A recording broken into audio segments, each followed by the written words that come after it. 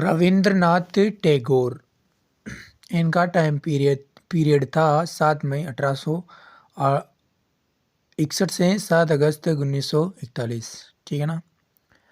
रविंद्रनाथ टैगोर देवेंद्रनाथ टैगोर के बेटे थे। ठीक है ना, जो ब्रह्म समाज के लीडर थे, इनके पिता। ठीक है ना। इनको है ना जॉर्ज जॉर्ज पंचम है ना, जिन्होंने इसको है ना 1915 के अंदर नाइटहुड की उपाधि दी थी। ठीक है ना। जो उन्होंने 1919 के अंदर जलियांवाला बाग हत्याकांड हुआ था ना, उसके दौरान इन्होंने ये नाइटहुड की उपाधि है ना, ये वापस लौटा दी थी रविंद्रनाथ टैगोर ने। ठीक है ना। और ये है ना रविंद्रनाथ टैगोर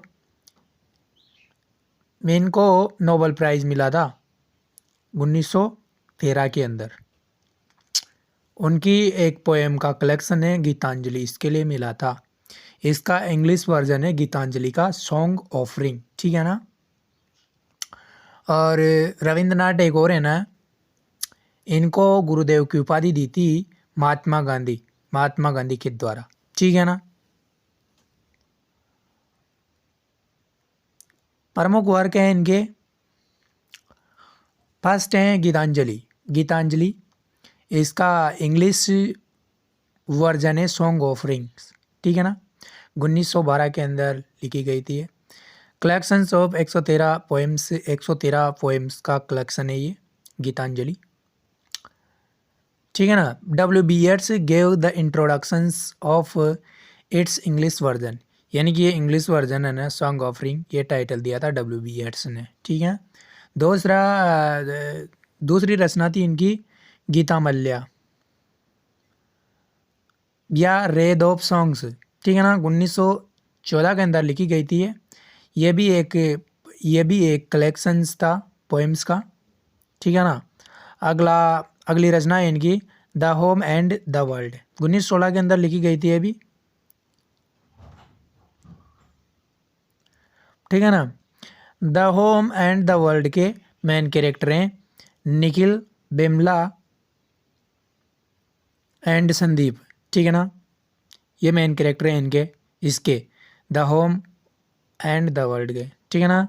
ये कविता ये है ना ये स्टोरी है ना, इसकी स्टोरी है ना, ये इस नॉवल की स्टोरी है ना पार्टीशंस के ऊपर बेस्ड है। ठीक है ना, 1947 के। अगली पोइट्री है इसकी, अगला नॉवल है इसका गोरा। ठीक है ना। गोरा is a novel bye Rabindranath Tagore के द्वारा लिखा गया है ये नॉवल। ठीक है ना। गोरा, ठीक है, 19वीं सेंचुरी के दौरान, ठीक है, ब्रिटिश राज के दौरान लिखी गई थी गोरा नॉवल। और अगली रचना है इसकी जन गण मन, रविंद्र संगीत 1911 के अंदर इसकी रचना की गई थी। नेशनल एंथम ऑफ इंडिया, ये भारत का राष्ट्रीय गान है। ठीक है ना। अगली रचना है अमर सोनार बांग्ला, 1905 के अंदर लिखी गई थी। इसकी रचना की गई थी 1905 के अंदर। ठीक है ना। National anthem of Bangladesh, Bangladesh का राष्ट्रीय गान है ये अमर सोनार बांग्ला। ठीक है ना। अगली रचना है इनकी द जीनियस ऑफ वाल्मीकि या वाल्मीकि प्रतिभा। ठीक है ना, 1881 के अंदर लिखा गया ये ड्रामा था इनका। अगली रचना है इनकी द वाटरफॉल एंड मुक्तधारा, 1922 के अंदर लिखा गया ड्रामा था ये। अगली रचना है द सेक्रीफाइस एंड विसर्जन। ठीक है ना, 1890 के अंदर लिखा गया ड्रामा था ये। अगली रचना है चित्रा लिखा गया था 1914 के अंदर, ये 1 एक्ट प्ले हैं। ठीक है ना। द गार्डनर, अगली रचना है द गार्डनर, 1913 के अंदर लिखी गई थी ये लव के बारे में बताती है पोएम। ठीक है ना। अगली रचना है इनकी द पोस्ट ऑफिस या डाकघर, 1914 के अंदर लिखा गया ड्रामा था ये। अगला है सेक्रीफाइस एंड अदर प्लेस, 1917 के अंदर लिखा गया था ये। द रिलीजियन ऑफ मैन 1931 के अंदर लिखी गई थी, ठीक है ना। और कविताएं थी इनकी क्रिसेंट मून, द गार्डनर, ठीक है, ये तो पोएम्स थी इनकी।